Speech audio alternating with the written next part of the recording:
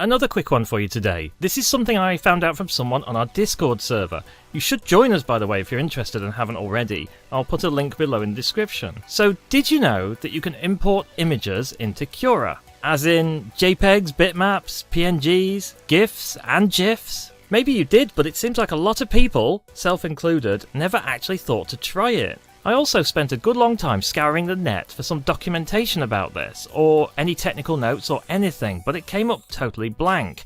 Maybe it's out there, maybe not. If you know anything, then comment below and I'll add it into the description. But anyway, it's a fairly self-explanatory feature, I guess, with one or two exceptions. You have to change the file name filter to all files or all supported types option. Not really sure why there's two options, why they both exist, or whether they do anything different. Or you can choose the file type specifically if you want, from the same drop-down box, obviously. And then you load up the image file, just the same as you would with an STL.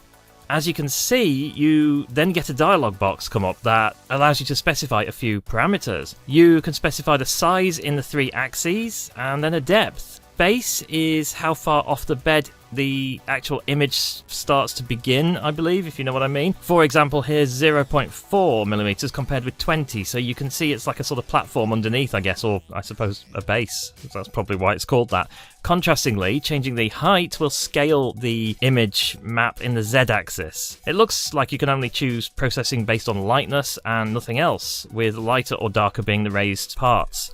And finally, the setting for colour model has a tooltip that suggests that using linear is the option for height maps, and translucent is the option you should choose for lithophanes. I could see this being really useful for quick lithophane printing rather than using a generator. It doesn't have a lot of options, but I tried it out and picked the most sensible options I could, based on guessing mainly, and this came out, which honestly isn't too bad, is it? I bet you could tune it a lot better than that too. Ah, that's a relief. So there you go.